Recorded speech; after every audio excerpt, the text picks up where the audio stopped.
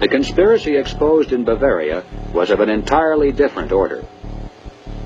The Illuminati was founded on May 1st, 1776, by Adam Weishaupt, a professor at Ingolstadt University. Weishaupt obviously had been a serious student of the occult, for many of its bizarre features and symbols were incorporated into his organization. Weishaupt had been active in the Masonic lodges of Germany, and found in them the perfect vehicle for recruiting into his secret order, which he described publicly as the highest level of Freemasonry. The Illuminati was formally incorporated into the Masonic lodges at the Congress of Wilhelmsbad in 1780. It should be noted that Freemasonry in England and America historically is quite different. Its members are characterized by the highest standards of integrity. Nevertheless, it is a fact that from 1780 on, the Illuminati did flourish as a parasite on the highest levels of the Masonic movement in Europe, especially the Grand Orient lodges of France. There were 8 conspiratorial rings within rings, advancing from the outermost novice inward to Rex, or king. The king, of course, was Weishaupt himself, who had adopted the code name Spartacus. Finally, to see the ultimate goal of the order. It was the destruction of all religion, replaced by the worship of reason, or humanism, and the destruction of all independent governments, replaced by a new world order, a world government ruled from behind the scenes by the illuminated ones. The public record of the Illuminati is quite thin, but it does show that before it was exposed briefly in 1786, it had already enjoyed immense success in attracting into its outer rings some of the most prominent men of Europe.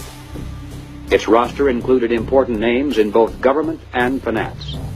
It was the most important single force behind the French Revolution. Each year, May 1st is celebrated by communists world over as a day of international solidarity. As mentioned previously, the Illuminati also was founded on May 1st. Undoubtedly, this is merely a coincidence. The symbol of the all-seeing eye is closely associated with the Illuminati. Like many other features of this conspiracy, apparently it was taken by Adam Weishaupt from the occult symbolism of ancient history. It appears today among the symbols of the Rosicrucians, the Freemasons, and many others around the world, including the Cao Dai in South Vietnam.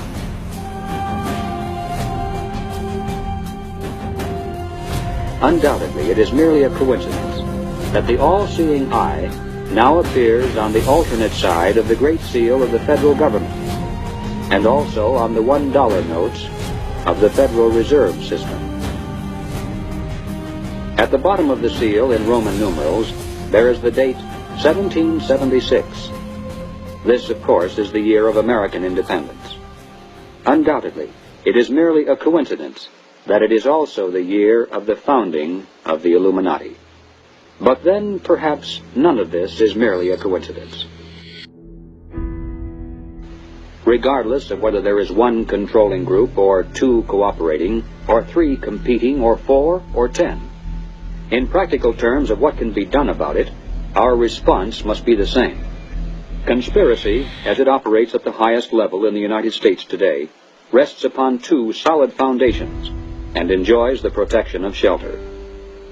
If we could knock out its foundations, it would collapse, and if we could strip away its shelter, it would wither and die. The shelter is secrecy. The foundations are big government and manipulation of money. No conspiracy can stand the light of exposure. No conspiracy can rule the masses without the tool of an extensive government bureaucracy. And certainly no capitalist conspiracy can long survive without control over the nation's money. Expose the conspiracy. Reduce the size of government. Return our money to a standard that cannot be manipulated. This must be our response. Let us summarize now 7 major conclusions. 1.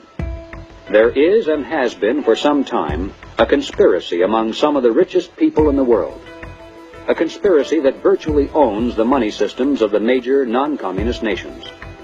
This monopoly is protected by the power of the respective governments and is used to perpetuate the conspiracy's vast wealth by the creation of money out of nothing. 2. In the United States, this monetary fraud is perpetuated through the Federal Reserve System.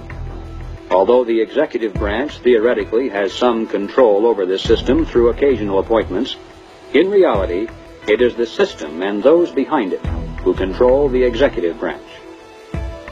3. The capitalist conspiracy in this country surfaces to public view in the form of the semi-secret Council on Foreign Relations. Its members exercise their control over the nation through government, tax-exempt foundations, centers of education, and the mass communications media. 4.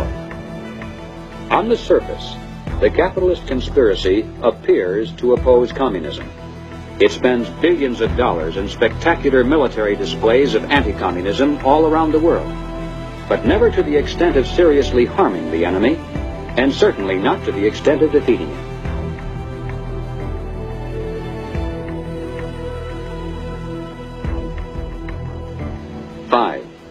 There is much evidence indicating that the capitalist and communist conspiracies both are directed by a single master conspiracy which may have continuity with the order of the Illuminati, which was founded 200 years ago.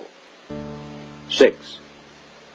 As for our response, we must begin to dismantle the conspiracy's machine of big government.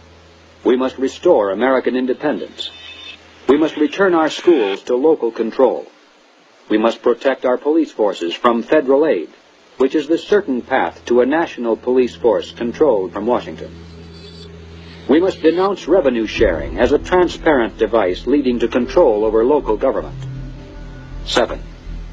We must reduce the Federal Reserve System to a service function of clearing checks between banks only. Merely turning the system as it stands over to the federal government, as some have suggested, will not solve the problem. The same people would control it either way. The root of the evil is that money is created out of nothing, and the insiders could do that today just as easily directly through government as they do through the Federal Reserve System. The ultimate solution is to prevent anyone, in or out of government, from manipulating the money supply. And the only way to do that is to return our money to the gold and silver standards. 8. We must expose the conspiracy to public view. If somehow every American could be made aware of the facts contained in this presentation, if it were possible to circumvent the establishment's channels of mass communication and carry this message person to person to our friends and neighbors and fellow club members, the conspiracy would collapse.